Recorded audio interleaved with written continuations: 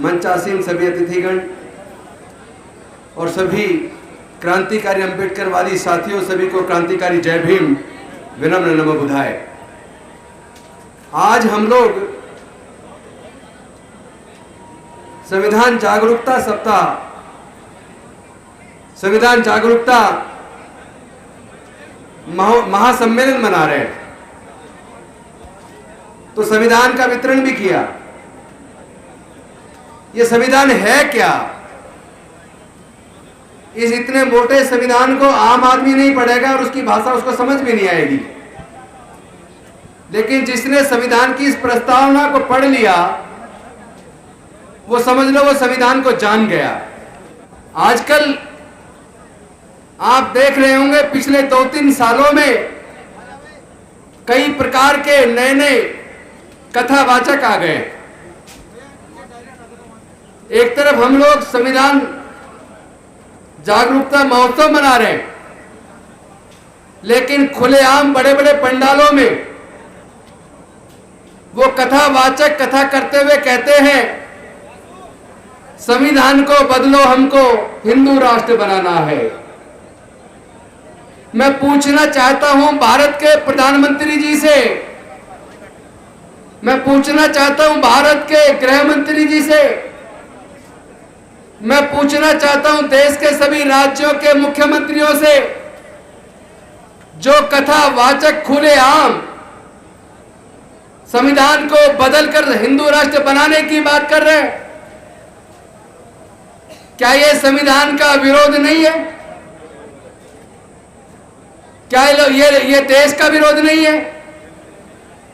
भारत विविधताओं का देश है। भारत के अंदर अनेकों धर्म, अनेकों संस्कृतियां, अनेकों भाषा और हजारों जाति के लोग रहते हैं। जब हम भारत के संविधान को प्रस्तावना को पढ़ते हैं और ऐसे कथावाचकों की कथा को सुनते हैं तो समझ आता है कि वो कथावाचक सीधे सीधे भारत के संविधान पर हमला कर रहे हैं, वो सीधे सीधे भारत की अस्मिता पर हमला कर रहे हैं। और उनकी कथा जहां खोती है उसकी सुरक्षा पुलिस करती है। मैं पूछना चाहता हूं देशद्रोहियों की सुरक्षा पुलिस क्यों करती है? जो लोग देश को तोड़ने की साजिश कर रहे हैं, जो एक धर्म विशेष का राष्ट्र बनाने की बात कर रहे हैं, मैं उनको कहना चाहता हूं देश के न्यायालयों के जजेज, देश के राष्ट्रपति, प्रधानमंत्री, तमाम मंत्री जब वो अपने पद की शपथ लेते हैं तो उस शपथ में यह भी होता है कि मैं भारत की संविधान की गरिमा को बरकरार रखूंगा। मैं बिना किसी भय के, बिना किसी पक्षपात के सभी जाति, सभी धर्म, सभी वर्गों के लोगों को समान रूप से न्याय प्रदान करूंगा, किसी के साथ कोई पक्षपात नहीं करूंगा। तो जो आज हमने संविधान की प्रस्तावना पढ़ी, इसको केवल पढ़ना नहीं है, इसको समझना भी है। यह प्रस्तावना कहती है हम भारत के लोग, हम भारत के लोग का मतलब भारत में रहने वाले सभी जाति, सभी धर्म के, सभी संस्कृतियों के, सभी भाषाओं को बोलने वाले लोग। हम भारत को कैसा बनाना चाहते हैं? हम भारत को सामाजिक, आर्थिक और राजनीतिक न्याय, विचार अभिव्यक्ति, विश्वास, धर्म और उपासना की स्वतंत्रता, प्रतिष्ठा और अवसर की समता प्राप्त करने के लिए, मैं यही रोकता हूं, मतलब सबको प्रतिष्ठा, सबकी बरकरार रहे, सबको समान अवसर मिले। लेकिन क्या यह हो पा रहा है? खुलेआम सरकारी संरक्षण में, खुलेआम सरकारी संरक्षण में कथावाचक संविधान बदलने की बात कर रहे हैं तो वो जेल में क्यों नहीं है? क्या देश के प्रधानमंत्री और गृह मंत्री और सारे मुख्यमंत्रियों को इस्तीफा नहीं दे देना चाहिए? जब कथावाचक खुलेआम संविधान को बदलने की बात कर रहा है, फिर वो जेल में क्यों नहीं है और उसकी सुरक्षा पुलिस क्यों कर रही है? क्या देश की पुलिस संविधान तोड़ने वालों को सुरक्षा देने के लिए बनी है, या देश की पुलिस संविधान की सुरक्षा करने के लिए, सबके मान सम्मान की सुरक्षा करने के लिए और इस संविधान की रक्षा करने के लिए बनी है। इस अंतर को समझना पड़ेगा। कुछ लोग सत्ताधारी पार्टी के जुड़े हुए लोग खुलेआम अनुसूचित जाति जनजाति के लोगों के मुंह पे मूत रहे, खुलेआम उनसे थूक चटवा रहे, खुलेआम उनसे चप्पल चटवा रहे, उनसे दंड बैठक लगवा रहे, उनका मुंडन कर रहे, उनकी बहन बेटियों की इज्जत लूट के उनकी हत्याएं कर रहे और विरोध करने पे उनके घरों को जला रहे। ऐसे में पूछना चाहता हूं, देश के प्रधानमंत्री जी, देश के गृह मंत्री जी और देश के न्यायालय, देश का पुलिस, देश की कानून व्यवस्था कहां है? केवल ऐसे भाषण देने से काम चलेगा क्या? अरे संविधान की जागरूकता बनेगी कैसे जब आपके संविधान के ऊपर चर्चा करने वाली सभाओं में हम केवल पुरुष आते हैं, केवल पुरुष आते हैं और वो भी अपने बच्चों को और पत्नी को साथ लेकर नहीं आते। हम लोग पुरुष लोग संविधान के ऊपर चर्चा करते हैं, समाज के ऊपर होने वाले जुर्म जाति पर चर्चा करते हैं और हमारे मोहल्ले में कथावाचक आता है, हमारी पत्नी और बच्चे उस कथा को सुनने जाते हैं और वह कथा में वो संविधान बदलने की बात करता है, हिंदू राष्ट्र बनाने की बात करता है, हिंदू मुस्लिम की कत्ल करने की बात करता है, लोगों में नफरत फैलाता है और हम यह संविधान बचाने की और मानवता की बात करते हैं, समता की, स्वतंत्रता की, बंधुता की, न्याय की बात करते हैं। तो आपके बच्चे ने, आपकी पत्नी ने, आपकी बहन ने, आपकी बेटी ने, आपकी मां ने समता, स्वतंत्रता, बंधुता और न्याय की बात को नहीं सुना। वो कथावाचकों के पास जाके वो नफरत कैसे फैला रहे हैं, समाज को बांटने की साजिश कैसे कर रहे हैं, अंधविश्वास पाखंडवाद में डालकर हमारे बच्चों के भविष्य को अंधकार में कैसे डाल रहे हैं। अनजाने में हम अपनी पत्नी और बच्चों को घर छोड़ देते हैं और वो उन कथावाचकों की कथा सुनकर आपके बच्चे अपनी पढ़ाई छोड़कर 15 दिन के लिए वो कावड़ लेने जाते हैं। अपनी पढ़ाई छोड़कर आपके मजदूर लोग अपनी नौकरी छोड़कर 15 दिन के लिए 10-15 हजार रुपए खर्च करके कर्ज लेकर वो लोग कावड़ लेने जा रहे हैं। जब आपके घर के बच्चे कावड़ लेने जाएंगे तो संविधान बचेगा कैसे? संविधान केवल बात करने से बचने वाला नहीं है।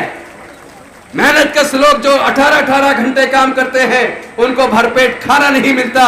जो लोग एसी दफ्तरों में बैठते हैं, जिनके बड़े बड़े उद्योग धंधे हैं, बड़ी बड़ी इंडस्ट्रियां हैं, जो बड़े बड़े कुर्सियों पर बैठे हैं, अधिकारी हैं, उनके बच्चे तो कावड़ लेने नहीं जाते।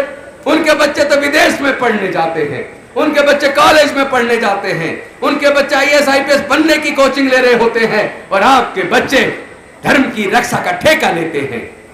तो समाज किसका बनेगा? किसका समाज मजबूत होगा?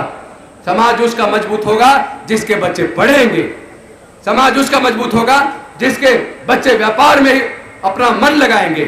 समाज उसका मजबूत होगा जो एकजुट होकर अपने समाज को जागरूक करेंगे। हम लोग तो अपनी बहन बेटियों को जागरूक करते नहीं है, अपने बच्चों को जागरूक करते नहीं है और ऐसे केवल मंचों पे भाषण सोच के हम लगा के भाषण देने के बाद सोचते हैं समाज जागरूक हो गया, हम चीजों को बदल देंगे, देश के संविधान को बचा लेंगे। जब देश की सरकार ही संविधान बदलने की साजिश कर रही हो, जब देश की सरकार ही खुद हिंदू मुसलमान, पाकिस्तान, हिंदुस्तान, कश्मीर ये बोल बोल के लोगों में नफरत पैदा कर रही हो, तो देश बचेगा कैसे? देश का संविधान बचेगा कैसे? मैं कहना चाहता हूं, देश का संविधान बचाना है तो अपने बीवी को, अपने बच्चों को अंधकार के रास्ते से बाहर निकालो। उन्हें कथावाचकों के पास कथा सुनने मत जाने दो, उनको आप कावड़ लेने के लिए मत जाने दो। अपने बच्चों को स्कूल में भेजो, अपने बच्चों को कॉलेज में भेजो, अपने बच्चे के व्यापार के बारे में उसको समझाओ, अपने बच्चों को नौकरी की तैयारी करवाओ, अपने बच्चों को अंधकार, अंधविश्वास, पाखंडवाद से दूर निकालकर जो बाबा साहब ने दिया था वैज्ञानिक दृष्टिकोण, अपने बच्चों को सही और झूठ का एहसास करा दो, अपने बच्चे को अच्छे और बुरे का मार्गदर्शन करा दो। आपके बच्चे को जब अच्छे और बुरे में अंतर करना आ जाएगा तो वो संविधान बचा लेगा, वो संविधान के रास्ते पे चलेगा। संविधान बचेगा तो देश बचेगा, संविधान बचेगा तो देश का प्रजातंत्र बचेगा, संविधान बचेगा तो देश के SC, ST, OBC और माइनॉरिटी की इज्जत आबरू बचेगी। ये लोग जो मुंह पे मूत रहे हैं, जो थूक चटवा रहे हैं, जो चप्पल चटवा रहे हैं और उसकी वीडियो बनाकर वो वीडियो क्यों डालते हैं, कभी सोचा आप लोगों ने? अरे वो ये वीडियो जानबूझकर बनाकर चलाते हैं ताकि आपके अंदर डर पैदा हो जाए।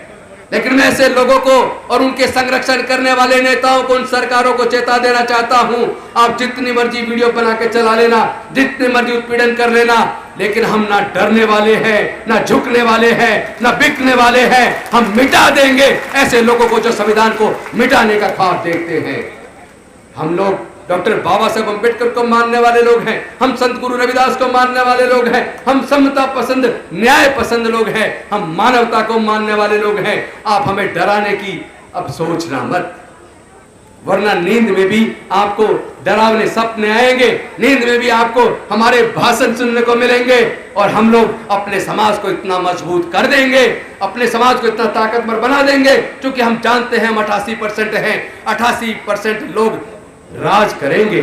क्योंकि जैसा अभी राजकुमार सैनी जी कह रहे थे, डॉक्टर बाबा साहब अम्बेडकर ने कहा था, पहली पीढ़ी हमारी मारी जाएगी न्याय के लिए लड़ते हुए, दूसरी पीढ़ी न्याय के लिए लड़ते हुए जेल जाएगी, और तीसरी पीढ़ी न्याय के लिए लड़ते हुए हुक्मरान बनेगी। मारे जाने वाली पीढ़ी का दौर खत्म हो गया, जेल जाने वाली पीढ़ी का दौर चल रहा है। आने वाले 2-3 साल बाद आप हुक्मरान बनेंगे। अब आप राज करने की स्थिति में आने वाले हैं। अपने ऊपर भरोसा तो करो, अरे अपने ऊपर, अपने वोट के ऊपर भरोसा करो, क्योंकि तुम्हें वोट की कीमत का एहसास नहीं है। जब देश का संविधान लिखा जा रहा था, देश आजाद होने वाला था, संविधान सभा के सामने यह प्रश्न आया कि अब सरकारें अपनी सरकार, हमारी जनता सरकार चुनेगी, अंग्रेज जाने वाले हैं, तो वोट देने का अधिकार किसको मिलना चाहिए। जब इस बात पे चर्चा शुरू हुई कि वोट का अधिकार किसको मिलना चाहिए, तो संविधान सभा के ज्यादातर सदस्य केवल वोट देने का अधिकार ग्रेजुएट को देना चाहते थे। कुछ संविधान सभा के सदस्य वोट का अधिकार इनकम टैक्स पेई को देना चाहते थे, कुछ बड़े जमींदारों को देना चाहते थे। यानी कुल मिला के संविधान सभा के ज्यादातर सदस्य केवल 5% लोगों को वोट का अधिकार देना चाहते थे। लेकिन डॉक्टर बाबा साहब अम्बेडकर जी ने सोचा, इस वर्णवादी मनवादी व्यवस्था में हमारे लोगों के पढ़ने लिखने पर धार्मिक बंदिश थी, हमारे लोगों के व्यापार करने पर धार्मिक बंदिश थी, हमारे लोगों के संपत्ति रखने पर बंदिश थी, तो फिर हमारे लोग ना ग्रेजुएट बन पाए, ना व्यापारी बन पाए, ना इनकम टैक्स पेई बन पाए। तो इसका मतलब ये संविधान सभा के सदस्य देश के अनुसूचित जाति, जनजाति, पिछड़े वर्ग और गरीबों को, मजदूरों को, किसानों को और महिलाओं को वोट का अधिकार देना नहीं चाहते। लेकिन डॉक्टर बाबा साहब अम्बेडकर अपने बुद्धि और विवेक से, अपने तर्क से पूरी संविधान सभा को यह बात मानने के लिए मजबूर कर दिया कि भारत में वोट देने का अधिकार केवल इनकम टैक्स पेई को नहीं, केवल ग्रेजुएट को नहीं, केवल बड़े व्यापारियों को नहीं, केवल पूंजीपतियों को नहीं, बल्कि भारत में रहने वाले सभी लोगों को वोट का अधिकार समान रूप से मिलेगा, और हर आदमी की एक वोट होगी और हर व्यक्ति की वोट की कीमत बराबर होगी। लेकिन हमने गलती क्या की, हमने अपनी इस वोट की कीमत को समझा नहीं कि कितनी मुश्किल से डॉक्टर बाबा साहब अम्बेडकर ने हमें वोट का अधिकार दिया। हमने अपनी कीमत को नहीं समझा वोट की, हमने अपनी वोटों को शराब की बोतल में 1000-2000 रुपए में 10-5 किलो अनाज में हमने अपनी वोट को बेच दिया। और हम ये भूल गए कि वो लोग जो हमारी वोट को खरीदते हैं, जिन लोगों के पैसे से वो हमारी वोट को खरीदते हैं, उन्हीं लोगों के हाथों वो हमारे बच्चों के भविष्य को बेच देते हैं। यही कारण है कि हम लोग 88% होने के बावजूद 12% लोग हमारे ऊपर राज कर रहे हैं। और वो लोग, उन्होंने सत्ता में आने के बाद इतना बड़ा षड्यंत्र कर दिया, उन्होंने पढ़ाई इतनी महंगी कर दी कि आपके बच्चे फिर से पढ़ाई से दूर हो जाएं। आपके बच्चे नौकरी में आ जाया करते थे रिजर्वेशन से, उन्होंने ठेकेदारी प्रथा लाकर सारे सरकारी संस्थान बेचकर आपके आने वाले बच्चों से नौकरियां भी छीन ली, और पैसा व्यापार करने के लिए आपके पास है नहीं। इसलिए हमें बहुत सूझबूझ से, अकल से, बुद्धि से, विवेक से डॉक्टर बाबा साहब अम्बेडकर के मार्गदर्शन में सोच विचार कर एकजुट होकर संविधान बचाने की लड़ाई को भी लड़ना होगा, अपनी बहन बेटी की इज्जत को बचाने की भी लड़ाई को लड़ना होगा। और हम लोग ईमानदारी के साथ अगर एकजुट हो जाएं, अगर हम ये समझ लें कि जाति कुदरत ने नहीं बनाई, जिसने जाति बनाई वही देश पे सत्ता पे काबिज है, संसाधनों पे काबिज है, और जब तक जाति रहेगी तब तक जाति की वजह से उत्पीड़न रहेगा। जब जाति ही उत्पीड़न का कारण है तो हम जातियों को खत्म क्यों नहीं करते। इसलिए हमने मिशन जय भीम के माध्यम से नारा दिया है, जाति छोड़ो समाज जोड़ो, जाति छोड़ो समाज जोड़ो, और एक ऐसे समाज का निर्माण करो जिसमें सब लोग समान हो, सबके लिए समान अवसर हो, सब में भाईचारा हो, नफरत के लिए कोई स्थान ना हो। तो हम लोग इस कारवां को मजबूती के साथ आगे बढ़ाएंगे और ऐसे नेताओं के मनसूबों को, ऐसे लोगों के मनसूबों को साकार नहीं होने देंगे जो देश को तोड़ना चाहते हैं, जो देश को तोड़ने की साजिश रच रहे हैं, जो देश के प्रजातंत्र को खत्म करके राजतंत्र लाना चाहते हैं, जो देश के संविधान को खत्म करके मनुस्मृति लाना चाहते हैं, वो ये ख्वाब देखने छोड़ दें। डॉक्टर बाबा साहब अम्बेडकर के बच्चे इतने कमजोर नहीं कि तुम्हें जीतने दें। बहुत बहुत धन्यवाद। जय भीम, जय भारत। नमो।